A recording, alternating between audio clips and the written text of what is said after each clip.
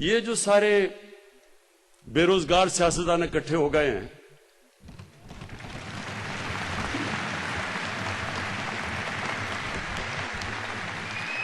اس کا ایک منٹ سنیں اس کا اب سب پوچھیں کہ یہ سارے اکٹھے ہوئے کیوں ہیں، اور اس کے اندر آپ کو سمجھ آ جائے گا کہ یہ کتنا فیصلہ کن وقت ہے پاکستان میں۔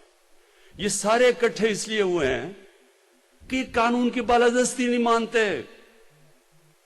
یہ کہہ رہے ہیں اصل میں کہ ہم قانون سے اوپر ہیں، ہم جواب دہ نہیں ہیں، ہم چوری کریں، ہم ڈاکے ماریں، ہمیں کوئی ہاتھ نہ لگائے، ہم اگر کوئی ہاتھ لگائے گا تو جناب یہ انتقامی کارروائی ہوگی، عدالت فیصلہ کرے گی۔ پورا 2 سال کے بعد جے آئی ٹی کے بعد عدالت فیصلہ کرتی ہے تو وہ اگلا کہتا ہے مجھے کیوں نکالا،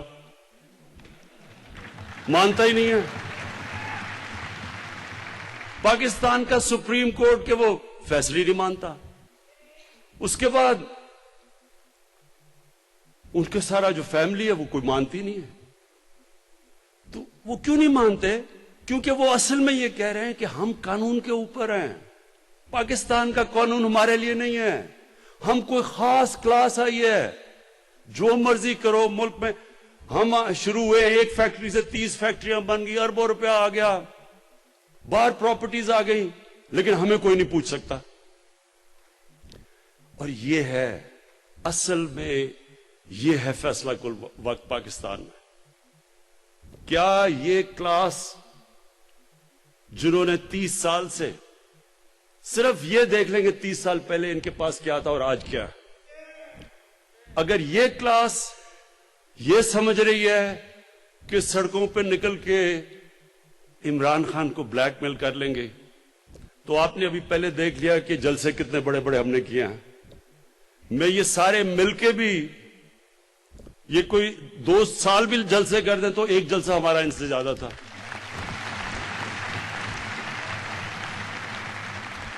اور اس کی وجہ ہے لوگ نکلتے ہیں کسی مقصد کے لیے، کسی نظریے کے لیے نکلتے ہیں، لوگ نکلتے ہیں ظلم کا مقابلہ کرنے کے لیے، لوگ کسی کی چوری بچانے کے لیے نہیں نکلتے۔ خود لندن بیٹھا ہوا ہے، کارکنوں کو کہہ رہے جناب آپ جا کے آپ سڑکوں پہ نکلیں اور اس کی چوری بچائیں، وہ آپ قیمے کے نان بھی کھلا دیں وہ پھر بھی نہیں نکلیں گے۔ زبردستی لوگوں کو پیسے، اچھا مجھے یہ بھی پتا ہے کہ پیسے بھی بڑے چلانے کی کوشش کریں گے، یہ پیسے بھی آ رہے ہیں ان کے لیے۔ میں سارے ان کے کارکنوں کو کہتا ہوں پیسے بھی کھائیں، قیمے کے نان بھی کھائیں، لیکن آرام سے گھر بیٹھیں۔ لیکن مجھے ایک ان کا نیا سپوکس مین بنا ہے، اب میں کیا کہوں، ہمارے منسٹر کا بھائی ہے، نہیں منسٹر کا بھائی ہے، وہ مجھے کہتا، وہ میں دیکھ رہا تھا کسی ٹی وی پروگرام میں، کہتا کہ نواز شریف کو اس نے آیت اللہ خمینی کے ساتھ ملا دیا۔ کہتا آیت اللہ ایک منٹ سنو کہتا کہ آیت اللہ خمینی بھی باہر چلا گیا تھا ملک سے۔ اب وہ دیکھ رہا تھا، میں اس کو بھی دیکھ رہا ہوں کہ کیا یہ لوگوں کو بیوقوف سمجھتے ہیں؟ کیا یہ سمجھتے ہیں کہ لوگوں کو پاگل بنایا جا سکتا ہے کہ آیت اللہ خمینی بھی باہر گیا تھا؟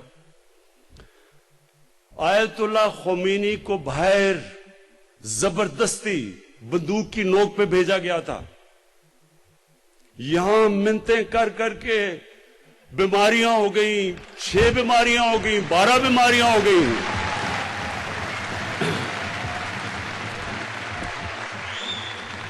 مجھے یاد، اب ہماری کیبنٹ کی میٹنگ ہو رہی ہے، سنیں ذرا، ابھی سنیں کیبنٹ کی میٹنگ ہو رہی ہے، ذرا سنیں۔ اب جناب کیبنٹ کی میٹنگ ہو رہی ہے, ہمیں ایک عدالت نے کہہ دیا کہ جی اگر نواز شریف کو کچھ ہو گیا تو گورنمنٹ ذمہ دار ہے. اب ہم عدالت کی بھی ریسپیکٹ کرتے ہیں. کیبنٹ کی میٹنگ ہو رہی ہے, 6 گھنٹے میٹنگ چل رہی ہے, ڈاکٹرز بیٹھے ہیں کہ جی یہ بھی بیماری ہوگی, اس کو یہ بھی بیماری ہوگی, اس کو یہ بھی بیماری. اب ہم سارے بیٹھے پریشان سن رہے ہیں کہ اتنی بیماریاں ایک آدمی کو ہو سکتی ہیں. جب وہ اس کی ساری بیماریاں بتائیں تو میں دیکھ رہا تھا وہ کیبنٹ میٹنگ میں شیرین مزاری, ہماری ہیومن رائٹس کی جو منسٹر ہیں, اس کی آنکھوں میں آنسو آ گئے.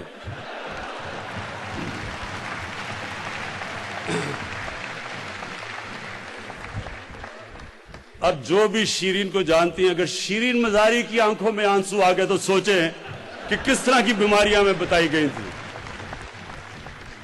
ہمیں خوف آ گیا کہ یہ وہ جہاز کی سیڑھیوں پہ بھی چڑھ سکے گا یا نہیں. اور یہ وہ وہاں جا کے جیسی لندن کی ہوا لگی, ایک اور نواز شریف نکلا ہے, اور اس کو زبیر کہہ رہے کہ یہ آیت اللہ خمینی کے ساتھ مقابلہ کر رہا. اس کا آیت اللہ خمینی سے ایران کی پبلک پیار کرتی تھی. آیت اللہ خمینی اس کے لیے ہیلی کاپٹر سے لاہور سے نہاریاں نہیں آیا کرتی تھی. وہ تھوڑا سا دہی اور روٹی پہ گزارا کرتا تھا. وہ جب آیت اللہ خمینی اس دنیا سے گیا تو وہ چھوٹا سا اس کا گھر تھا. وہی سرکار مدینہ کی ٹریڈیشنز پہ, ان کی سنت پہ چل رہا تھا. انہوں نے بھی مسجد نبوی میں رہے.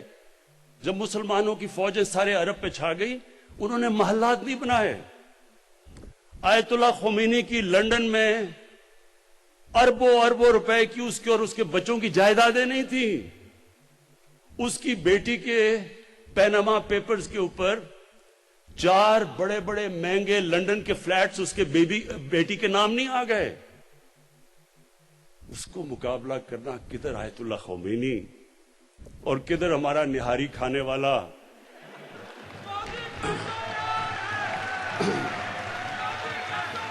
لیکن سنو لیکن پھر ذرا سن لیں. میں نے جب اس کے ساتھ وہ جو سارے ابھی بے روزگاروں کی میں لائن دیکھ رہا تھا, تو ان کو اور جب ان کے بھی سارے لوگوں کو دیکھتا ہوں تو میں سوچتا ہوں کہ کیا ان کو کوئی شرم نہیں آتی کہ ان کے لیڈر نے اس طرح ملک کا پیسہ چوری کر کے باہر لے گیا. کوئی شرم نہیں آتی آپ کو کہ پہلی لوگ غربت کتنی ہے ہمارے ملک میں. ایک 3 دفعہ پرائم منسٹر, 1 سے 30 فیکٹریاں, لندن میں ہر بچے کے اربوں روپے کے گھر, ہل میٹل, کوئی ان کو نہیں کہ آج تک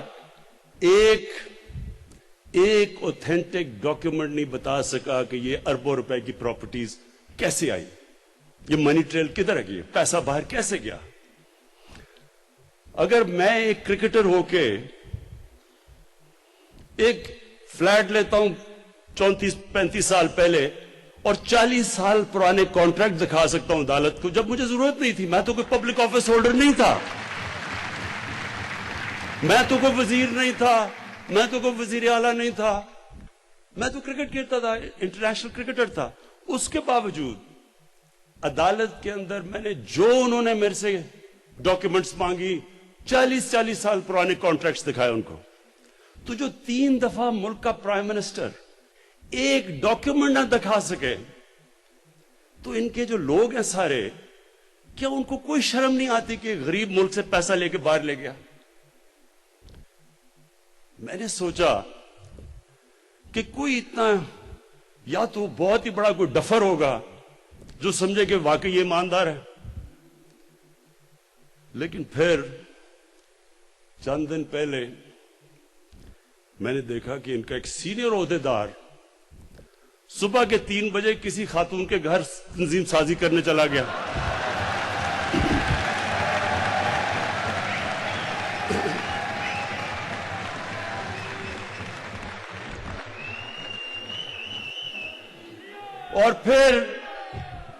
اور بڑا حیران ہوا کہ اس خاتون کے بھائیوں نے مارا کیوں اس کو. تو پھر میں نے سوچا کہ واقعی ان کی پارٹی میں ایسے لوگ ہیں جو واقعی سمجھیں گے کہ وہ ایمانداری سے پیسہ باہر لے کے گیا. دیکھیں میرے آئی ایل کے باشعور لوگ، آپ سب باشعور ہیں، آپ قانون جانتے ہیں، آپ اس ملک کی فیوچر ہیں. یہ ملک، یہ اللہ کی ایک نعمت ہے ہمارے لیے. میں آج آپ کو کہہ رہا ہوں کہ اللہ نے جو اس ملک پہ ہمیں دیا ہے، ہمیں نہیں اندازہ کہ اللہ نے کیا کیا نعمتیں بخشی ہیں. لیکن اپنے ذہن میں ڈال لیں کہ کوئی ملک ترقی نہیں کر سکتا جدھر رول آف لا نہیں ہوتا. جس ملک کے اور خاص طور پہ حکمران اپنے آپ کو قانون سے اوپر سمجھتے ہیں، وہ ملک کبھی آگے نہیں بڑھ سکتا. سوئٹزرلینڈ ہے، امیر ترین دنیا کا ملک ہے، کچھ بھی نہیں ہے اس سوئٹزرلینڈ کے پاس.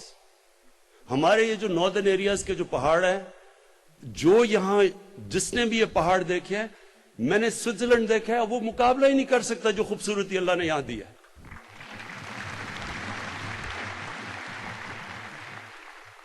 جو زرخ زمین دی ہے، جو ہماری ویرائٹی دی ہے، یعنی اللہ نے کیا چیز نہیں دی اس ملک کو.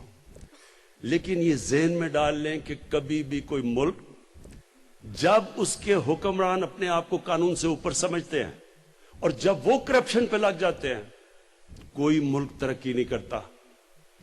دنیا میں وسائل میں امیر ترین ملک ہیں، ہمارے سے بھی زیادہ وسائل ہے، لیکن ہمارے سے زیادہ غربت ہے، کیونکہ وہاں بھی ایسے لوگ بیٹھے ہوئے ہیں حکمران جو ملک کا پیسہ چوری کر کے باہر لے جاتے ہیں. آج یہ آپ کو سمجھنا ہے کہ دنیا سے ہو کیا رہا ہے. ہم اکیلے نہیں ہیں جو پاکستان میں جدھر ہماری ریسورسز چوری کر کے باہر جا رہی ہیں. دنیا میں غریب، یہ ابھی رپورٹ آئی ہے کہ دنیا میں جو غریب ملک ہیں ان سے ہر سال 1000 ارب ڈالر چوری ہو کے جاتا ہے. مغربی ممالک میں، لندن میں، بڑے بڑے فلیٹس میں، آف شور اکاؤنٹس میں ہر سال 1000 ارب ڈالر غریب ملکوں سے امیر ملکوں پہ جا رہا ہے. اس لیے تو آپ دیکھ رہے ہیں کشتیوں میں لوگ کوشش کر رہے ہیں یورپ جانے کے لیے، مر رہے ہیں، ڈوب رہے ہیں امیگرنٹس جو ہیں، کیونکہ وہ جانا چاہتے ہیں ادھر، کیونکہ ان کے ملک کھوکھلے کر دیتے ہیں. یہی جو ایلیٹ ہے یہ چوری کر کے ملکوں کو کھوکھلا کر دیتی ہے. پیسہ جب یہاں سے باہر چلا جائے تو نوکریاں تو باہر ملیں گی.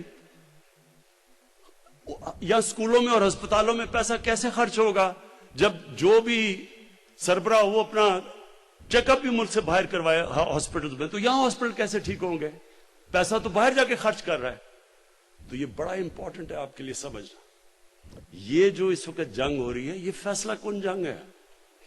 یہ اسٹیبلش کرے گی کہ سارے لوگوں کے اوپر قانون جتنا مرضی طاقتور ہو، قانون کے وہ نیچے ہے، اور وہ جتنی مرضی یہ بلیک میل کریں. یہ تباہ ہو رہا ہے. مل کے دونوں حکومت کر رہے تھے، تب تو جمہوریت بھی نہیں خطرے میں تھی، معاشیت بھی نہیں خطرے میں تھی، چڑھا رہے تھے. خواتین و حضرات، انشاءاللہ آپ یہ اب دیکھیں گے کہ یہ جو پاکستان جدھر اب پہنچ گیا، انشاءاللہ آپ دیکھیں گے یہ اس کو کہتے ہیں ٹپنگ پوائنٹ. جو مشکل 2 سال تھے وہ بڑی مشکلوں سے ہم نے نکال لیے. بڑے بڑے امتحان آئے، ہمیں شروع میں تو ڈیفالٹ سے بچنا پڑا. اس کے بعد یہ جو کووڈ کا آیا، ساری دنیا میں جو کرونا کا کرائسس آیا، جس طرح پاکستان نکلا ہے، وہ جس طرح علی ظفر نے کہا ہے، WHO کہہ رہی ہے کہ پاکستان ان 4 ملکوں میں سے ہے جو سب سے بہترین طریقے سے وہ کووڈ سے نکلے ہیں.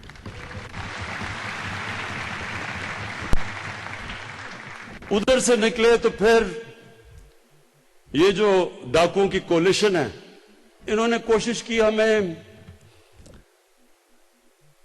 فیٹف کے قانون کے اوپر پھنسانے کی. انہوں نے کہا اگر آپ فیٹف پہ اگر میں بلیک لسٹ ہو جاتے ہیں تو پاکستان کے اوپر سینکشنز لگ جائیں گی، تو معاشیت تو تباہ ہو جائے گی. تو فیٹف کو بلیک میل اس سے کیا ہمیں NRO لینے کے لیے. NRO کہتے جی اچھا منافقت دیکھیں, ہم کوئی NRO نہیں مانگ رہے. وہ جو انہوں نے ہمیں جو کہا جی ہم فیٹف میں تب آپ کے ساتھ چلیں گے اگر 34 شکیں نیب کے قانون کی 38 میں سے 34 شکوں کو چینج کرو, تب ہم فیٹف کے اوپر ووٹ دیں گے. مطلب نیب کو ختم کر دو. اس پہ کوشش کی, بلیک میل کی. جب ادھر سے نکلے تو آپ یہ گھبرا گئے. گھبرائے اس لیے ہیں کہ پاکستان اس وقت اوپر جا رہا ہے. اس مہینے آپ حیران ہوں گے سب کہ ساری دنیا میں اس وقت مشکل حالات ہیں. پاکستان میں جو سیمنٹ کی سیل ہوئی ہے پچھلے مہینے, وہ پاکستان کی تاریخ میں سب سے زیادہ ہوئی ہے. جو پچھلے مہینے موٹر سائیکلوں کی جو موٹر سائیکل کی سیل ہوئی ہے پاکستان میں, وہ بھی ریکارڈ سیل ہوئی ہے ایک مہینے میں. اس کا مطلب کہ ملک آگے نکل رہا ہے. اس کا مطلب کہ ہم اب وہ برے بحران سے نکل رہے ہیں. اس لیے بھی ان کو مشکل پڑی ہوئی ہے کہ جلدی جلدی سے تبدیلی لے گورنمنٹ چینج کرو. دیکھیں, اور یہ جو ایک آخر میں 2 پوائنٹس کہنا چاہتا ہوں. انہوں نے یہ جو بات کی, جو پاکستانی فوج کے اوپر انہوں نے جو حملے کیے ہیں اور جو زبان استعمال کی ہے, میں صرف ایک چیز کہنا چاہتا ہوں کہ اگر کوئی بھی ایک منٹ سن اس وقت اگر ہندوستان کا ایجنڈا کوئی بھی لے کے پھر رہا ہے تو وہ یہ لے کے پھر رہے ہیں. پورا پاکستانی فوج کے جو یہ زبان استعمال کر رہے ہیں, یہ وہی ایجنڈا ہے جو فیٹف کا ایجنڈا ہے, جو ہندوستان پوری کوشش کر رہا ہے پاکستان کو بلیک لسٹ کرنے میں. یہ وہی ایجنڈا ہے کہ اگر پاکستانی فوج کمزور ہوتی ہے تو آپ خود ہی دیکھ لیں مسلمان دنیا میں اس وقت کیا ہو رہا ہے. لیبیا سے لیں, سیریا میں چلے جائیں, عراق میں جو کیا ہوا, افغانستان میں کیا ہوا, صومالیہ میں کیا ہو رہا ہے, یمن میں کیا ہو رہا ہے. ساری مسلمان دنیا میں آگ لگی ہوئی ہے.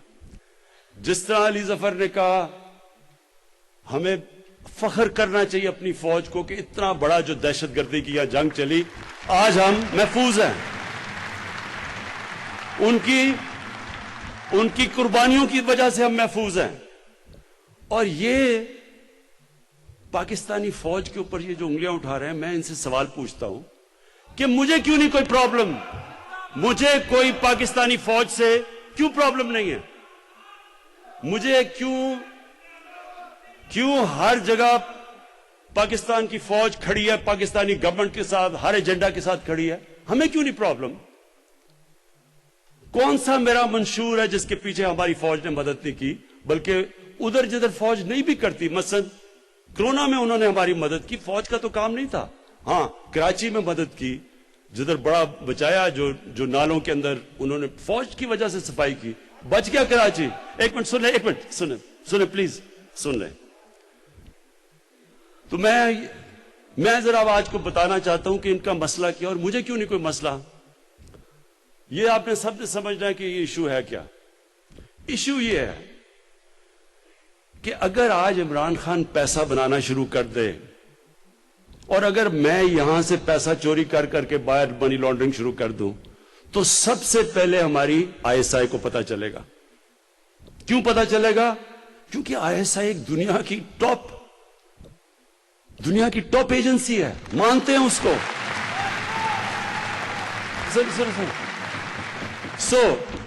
یہ ذرا سمجھنے کی کوشش کریں آپ. مجھے اس لیے نہیں پرابلم کیونکہ ISI کو پتا ہے کہ عمران خان کیسی زندگی گزار رہا ہے. ان کو کیوں پرابلم ہے؟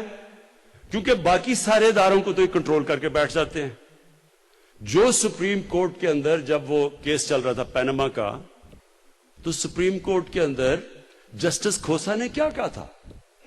انہوں نے کہا سارے پاکستان کے ادارے مفلوج کر دیے گورنمنٹ نے. کوئی بھی پاکستان کا ادارہ انڈیپینڈنٹ فنکشن نہیں کر رہا, نہ نیب کر رہی ہے, نہ SCCP کر رہی ہے, نہ FBR کر رہی ہے. کوئی بھی ادارہ یہ گورنمنٹ کو چیک نہیں کر رہا. جن کا کام چیک اور بیلنس کرنا ہے وہ سارے ادارے کنٹرول کر لیتے ہیں. ایک ادارہ رہ جاتا ہے، اب ان کو پتا ہے کہ پاکستان ISI کو ساری ان کی چوری کا پتا ہے، اب اس کو کنٹرول کرنے کی کوشش ہوتی ہے اور ادھر لڑائی ہوتی ہے. اس لیے تو نواز شریف کی ہر آرمی چیف سے لڑائی ہو جاتی ہے، کیونکہ وہ اس کو پنجاب پولیس بنانا چاہتا ہے. اور کیونکہ سنیں، اور کیونکہ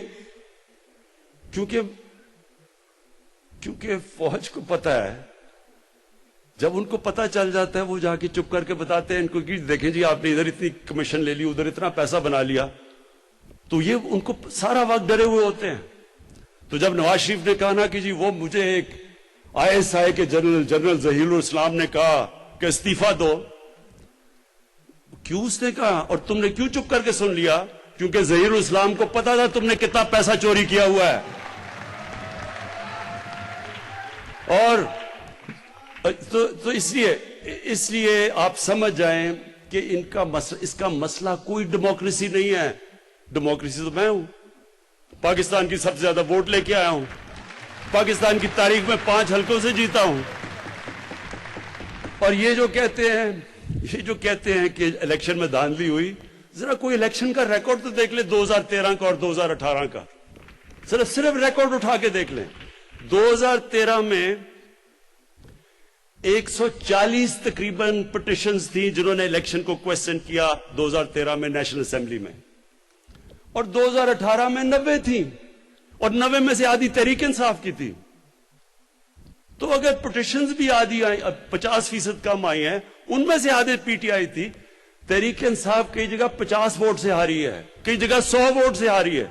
تو اگر دھاندلی ہوتی تو کم از کم ہمیں کوئی کولیشن کی تو ضرورت نہ پڑتی اب تک. پوائنٹ میں یہ کہہ رہا ہوں کہ ہم پہلے دن سے تیار تھے کہ کھول دو الیکشن. انہوں نے تو 4 مہینے ہلکے کہے تھے، 1 سال لگایا کھولنے میں، وہ بھی دھرنا دینا پڑا. تو ہم تو پہلے دن، کیونکہ ہمیں پتا ہم نے دھاندلی نہیں کی. تو مسئلہ کیا ہے؟ مسئلہ ان کا یہ ہے کہ انہوں نے پوری طرح عدلیہ کو بھی برا بھلا، فوج کو برا بھلا، گورنمنٹ کو برا بھلا، صرف 1 پوائنٹ ایجنڈا ہے کہ کسی طرح ہم ان کی، کیونکہ یہ کوئی خاص قوم نکلی ہے، چوری بھی کر دیں تو ان کو کچھ نہیں کہنا، کسی طرح ان کو NRO مل جائے. یہ آج آپ کے سامنے سب کے میں کہہ رہا ہوں، جس دن ان کو NRO ملا، یہ اپنے ذہن میں ڈال لیں، یہ پاکستان کی تباہی ہوگی. پاکستان اس کے بعد نیچے جائے گا، پاکستان میں قانون کی بالادستی ختم ہو جائے گی. اگر ان کو NRO دینا ہے تو بیچارے غریب لوگ جو جیلوں میں گھسے ہوئے ہیں، ان کا کیا قصور ہے؟ ان کی تو لاکھوں کی چوروں میں بیچارے وہ جیلوں میں پڑے ہوئے ہیں، اور یہ اربوں کی چوری والے کہہ رہے جی ہمیں معاف کر دو. تو آخر میں ان کو بھی پیغام دینا چاہتا ہوں کہ آپ نے جو مرضی کرنا ہے، جتنے مرضی جلسے کرنے ہیں، جدھر آپ نے قانون توڑا، میں آپ کو آج واضح کر رہا ہوں کہ میں سیدھا آپ جیل میں جائیں گے، اور وہ جیل میں نہیں، اب VIP جیل میں نہیں جائیں گے، اب جائیں گے جدھر عام بیچارہ غریب آدمی، غریب جدھر مجرم جاتا ہے. اور آپ سب کے لیے میرے ILF کے دوستوں، میں آپ کو آخری 3 چیزیں کہتا ہوں. نمبر 1، سن لیں. نمبر 1، انشاءاللہ سارے میں وکیلوں کو ہیلتھ کارڈ دلواؤں گا.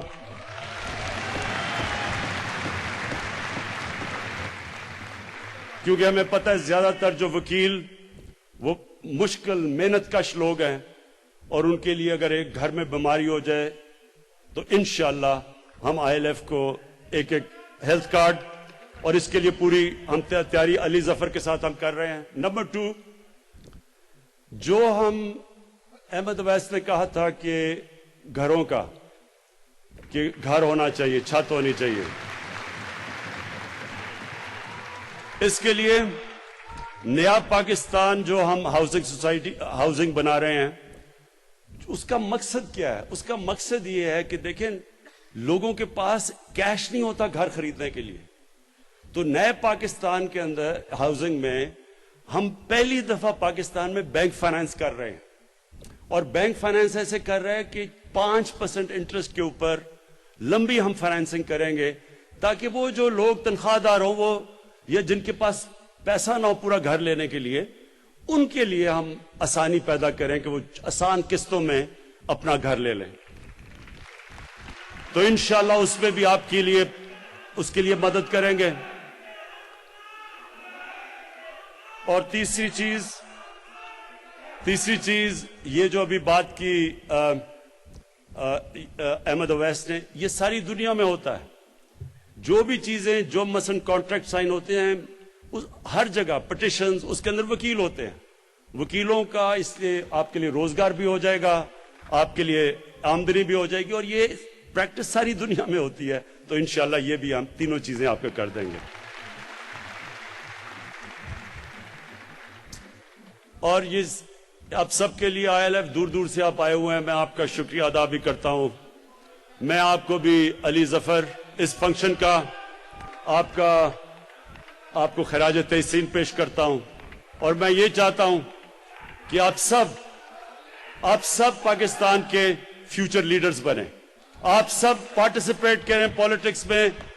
قائد اعظم محمد علی جناح ایک میرا لیڈر میں مانتا ہوں, اور وہ ہیں قائد اعظم محمد علی جناح, اور وہ ایک بیرسٹر تھے بہترین.